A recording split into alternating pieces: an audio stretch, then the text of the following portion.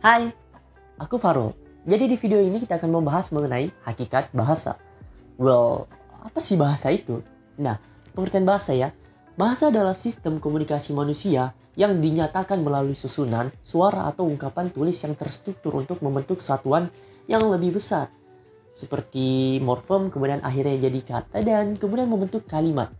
Nah, bahasa dalam pengertian linguistik sistemik fungsional atau LSF adalah bentuk semiotika sosial yang sedang melakukan pekerjaan di dalam suatu konteks sosial dan konteks kultural, baik itu secara lisan maupun tulisan. Nah, LSF ini membagi bahasa jadi dua fungsi. Yang pertama secara sistemik dan yang kedua itu secara fungsional. Nah, secara sistemik, bahasa merupakan wacana atau teks yang terdiri dari sejumlah sistem unit kebasahan yang memiliki sistem hierarki yang secara simultan bekerja dari sistem yang lebih rendah seperti fonologi, grafologi menuju ke sistem yang lebih tinggi seperti leksikogramatika, struktur teks, dan semantik wacana. Masing-masing level tidak dapat dipisahkan karena masing-masing level tersebut merupakan organisme yang mempunyai peran yang saling terkait dalam merealisasikan makna suatu wacana secara holistik, secara menyeluruh. Nah, secara fungsional, bahasa digunakan untuk mengekspresikan suatu tujuan atau fungsi proses di dalam konteks sosial dan konteks kultural. Nah, itu tadi fungsi bahasa menurut LSF. Ada juga fungsi-fungsi lainnya, seperti fungsi ideasional, fungsi interpersonal, dan fungsi tekstual. Ini dia pemahamannya.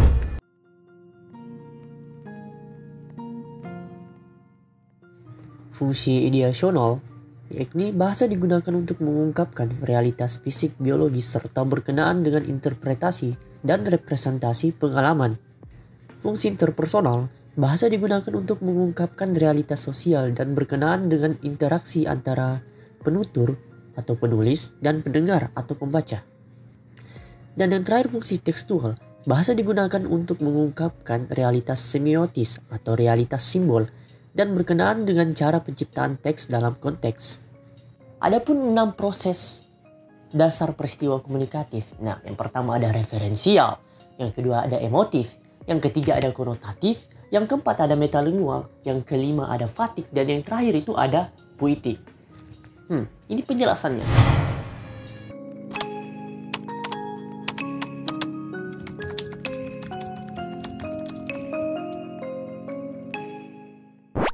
Referensial. Fungsi referensial terkait dengan makna pesan yang disampaikan dalam konteks tertentu. Jika seseorang membicarakan suatu permasalahan dengan topik tertentu, maka hal tersebut tercakup dalam fungsi referensial. Emotif. Fungsi emotif terkait erat dengan suasana batin penutur terhadap pesan yang disampaikan. Dipakai apabila kita mengungkapkan rasa gembira, kesal, sedih, dan sebagainya. Konotatif. Fungsi konotatif bertujuan untuk menimbulkan reaksi pada penutur, misalnya seperti menyuruh, melarang, mengajak, dan sebagainya. Apabila kita berbicara atau berbahasa dengan tumpuan pada lawan tutur, misalnya agar lawan bicara seseorang bersikap atau berbuat sesuatu. Metalingual. Fungsi metalingual adalah bahasa yang digunakan sebagai metabahasa untuk menjelaskan hal-hal yang terkait dengan bahasa tersebut, seperti definisi dan penjelasan makna kata.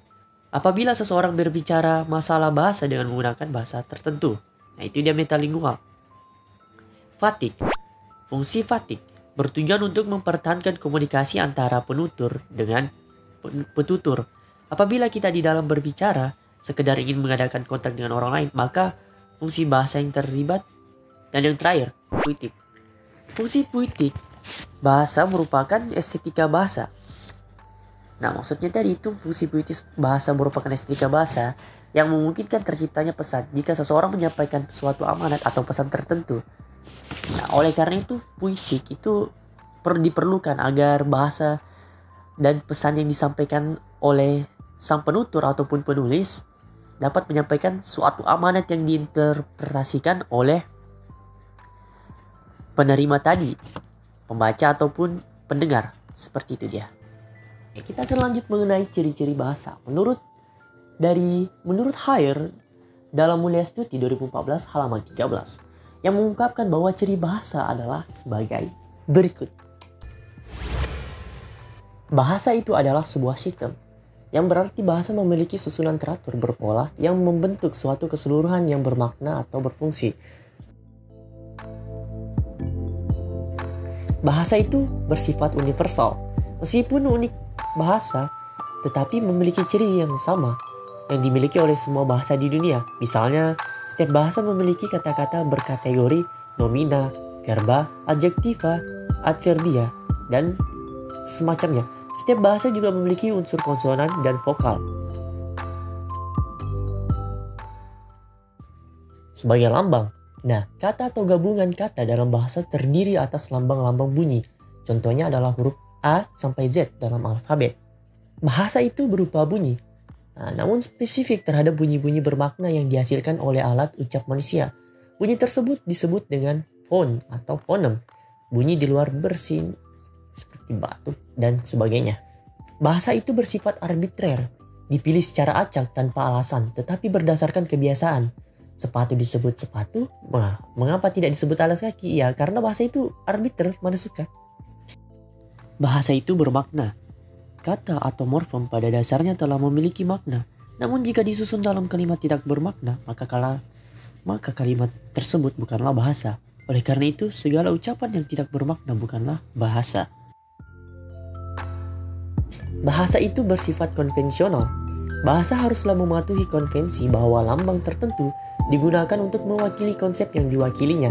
Jika tidak dipatuhi, maka akan menjadi hambatan komunikasi yang terjadi karena hambatan bahasa.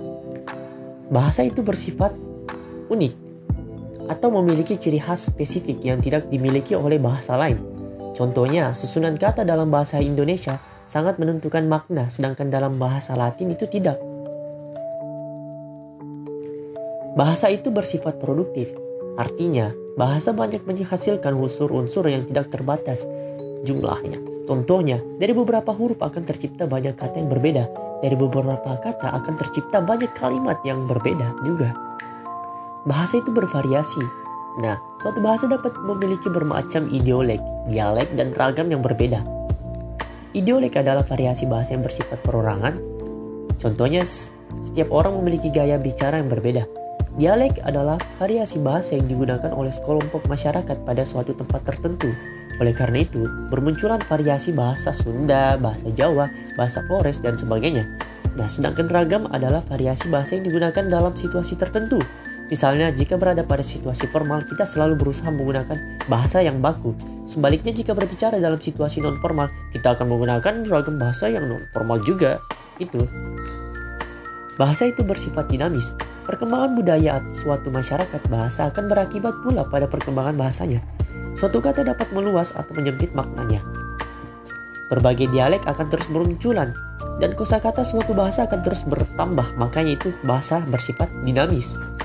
Dan yang terakhir, bahasa itu bersifat manusiawi. Kenapa tidak? Ya, binatang tidak dapat menyampaikan konsep baru atau ide baru dengan alat komunikasinya. Jelas, karena binatang tidak dianugerahi akal budi bahasa yang menyamai manusia. Itu dia.